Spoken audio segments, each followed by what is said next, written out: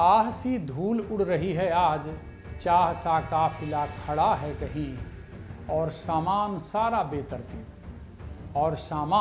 सारा बेतरतीब दर्द से बिन बंधे पड़ा है कहीं। बिहार की स्थिति इससे कुछ अलग। बिहार के भ्रष्टाचार पर जैसे जैसे नजरें दौड़ा रहा हूं, उतना ही मन बैठा जा रहा है। जिन नेताओं के प्रति मन में सम्मान का भाव था, उनके कारनामों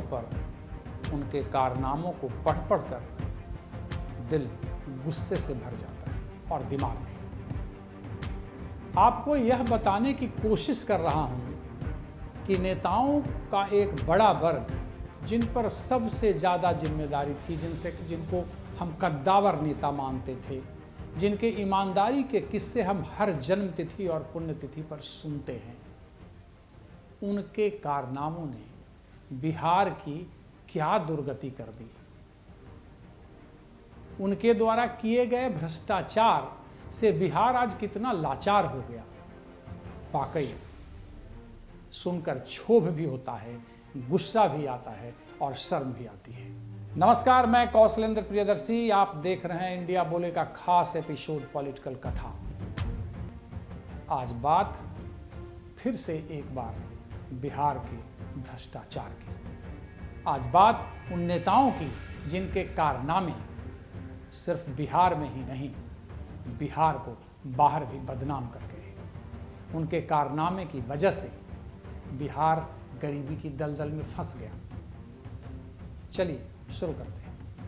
मन में एक बड़ा सवाल उठता है कि भ्रष्टाचार कल ज्यादा था या फिर आज ज्यादा है। क्या जिन नेताओं की ईमानदारी के किस्से सुनते हैं, उनके भ्रष्टाचार के हाथ इतने लंबे थे जिसकी वजह से बिहार में पहला आयोग बना।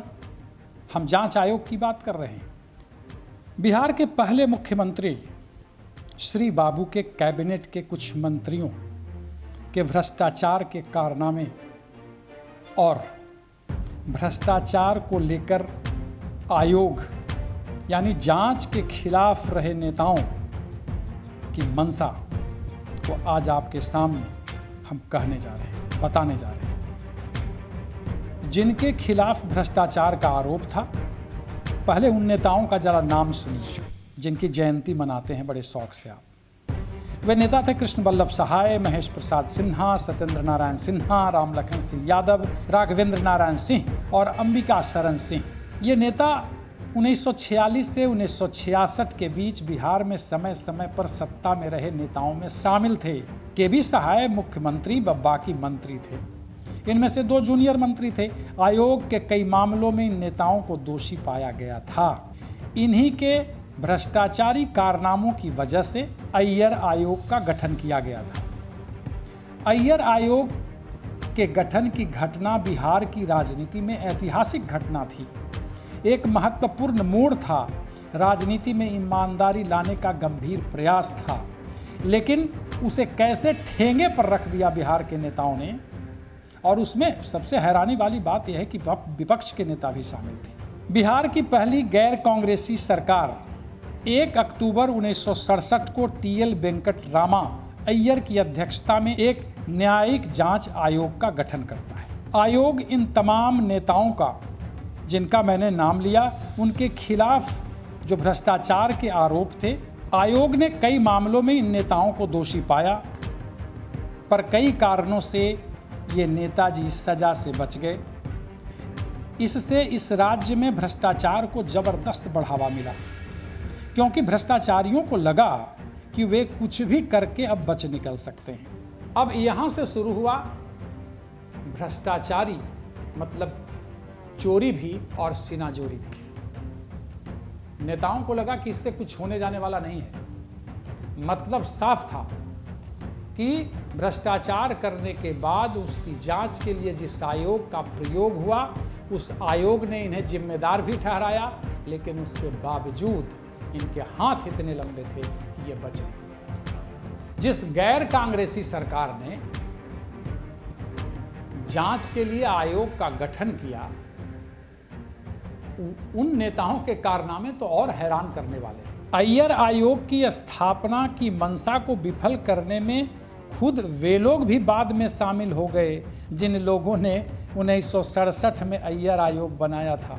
तो नाम सुन लीजिए, चौंकिएगा नहीं। हमारे कर्पूरी ठाकुर जी, महान समाजवादी नेता, रामानंद तिवारी, भोला प्रसाद सिंह शरीके लोग, ये लोग 1967 के मंत्रिमंडल में थे।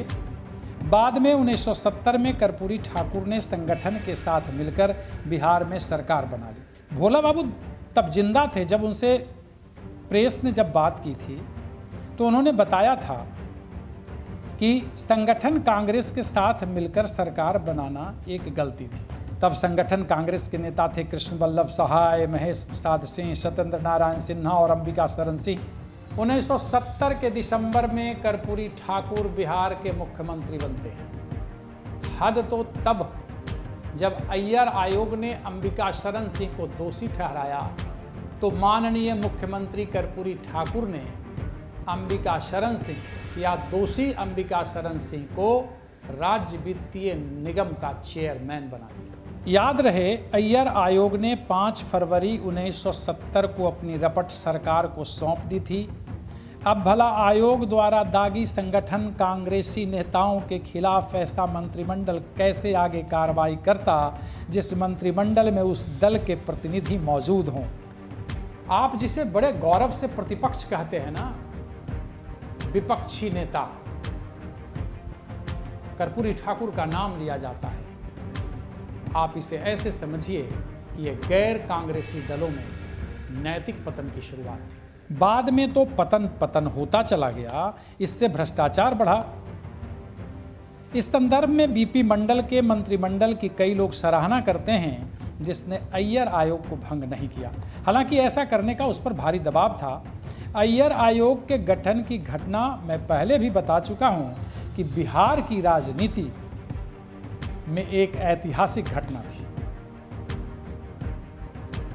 अय्यर आयोग 1970 में जिन लोगों के खिलाफ भ्रष्टाचार के आरोपों को सही वाजिब पाया था, अब जरा गौर कीजिए कि अगर उन्हें वाजिब सजा मिल गई होती तो संभवतः मैं आज की बिहार सरकार की बात कर रहा हूं,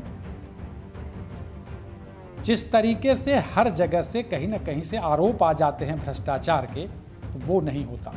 या उस दौर में लालू के ज़माने तक या उससे पहले भी ये नहीं होता। हैरानी तो तब हुई जब अय्यर आयोग के आरोपियों को बाद में चुनाव के दौरान मतदाताओं ने जबरदस्त ढंग से जिताया। अब जरा सोचिए कि अय्यर आयोग के गठन की घटना बिहार की राजनीति में एक महत्वपूर्ण घटना थी, एक महत्वपूर्ण मोड़ था। राजनीति में ईमानदारी लाने का गंभीर प्रयास था। जानते हैं कि अय्यर साहब कौन थे? सुप्रीम कोर्ट के रिटायर्ड जज, एक नामी, ईमानदार व संयमी व्यक्ति माने जाते थे। वे खाली पैर ही चलते थे। अय्यर साहब ने अपनी जांच रपट को सरकार को सौंपते हुए कहा था कि मैं यह जांच इंसान से भय रख करके नहीं, ईश्वर से भय रख करके कर रहा हूं। कृपया जो हमारी रपट है उस पर विचार कीजिएगा ताकि बिहार का भविष्य चौपट ना हो सके। अय्यर साहब जीवन भर नंगे पांव चलते थे, ईमानदारी की प्रतिमूर्ति थे अय्यर साहब। लेकिन मैंने पहले बताया कि उनकी जांच रपट का हश्र क्या हुआ। जिन लोगों ने जांच आयोग बनाया उसी पर वे बैठ गए। जो मैं पहले कहा हूं कि ये गैर कांग्रेसी दलों में नैतिक पतन की शुरुआत थी और फिर उनका भी जबरदस्त पतन होते चला गया, जिसके प्रतीक लालू प्रसाद यादव भी हैं। अय्यर की मेहनत पर पानी फेरने वाले गैर कांग्रेसी दलों के सत्ताकांक्षी नेता भी शामिल हो गए। हालांकि तब तक गैर कांग्रेसी नेता सत्ताकांक्षी ही बने थे, भ्रष्ट नहीं। भ्रष्ट वे बाद में बने। हालांकि कर्पूरी ठाकुर जैसे नेता अपवाद जरूर थे। पता नहीं अंबिका शरण सिंह को कैसे उन्होंने राज्य वित्तीय निगम का अध्यक्ष बना दिया। अय्यर आयोग के गठन के खिलाफ जिस तरह आरोपियों ने पटना हाई कोर्ट और सुप्रीम कोर्ट में अपील की थी, उससे भी यह स्पष्ट था कि उनके खिलाफ आरोप गंभीर थे। वे समझ रहे थे कि वे बच नहीं सकते, अय्यर की कलम से बचे भी नहीं। उन आरोपियों के खिलाफ आगे अगर समुचित कार्रवाई होती तो आज जैसे दुर्दांत भ्रष्टाचारी पैदा नहीं होते। हालांकि मैंने जिनका जिनका नाम लिया वे सब के सब स्वर्गवासी हो गए हैं। उनकी पुण्यतिथि, जन्मतिथि हम मनाते हैं, उनका सम्मान करते हैं। लेकिन अब अगर उनके भ्रष्टाचार के कारनामे सामने आ जाएं तो उनको भी बताना हमारा धर्म है। एक महान जज जो ईमानदारी के तौर पर अपनी देश में पहचान बना चुका था, वो बिहार आने के बाद यहाँ के कद्दावर नेताओं के कारनामे देखकर रोने लगा। अब भला सोचे कि वो क्या सोचता होगा कि आखिर जो लोग आयोग बनाते हैं, जो लोग ऐतिहासिक घटनाक्रम को अंजाम देते हैं, वो उसी को ताप जाते हैं। अगली कड़ी में इसी तरह की किसी और कहानी के साथ आपको रूबरू करवाएंगे। तब तक के लिए धन्यवाद।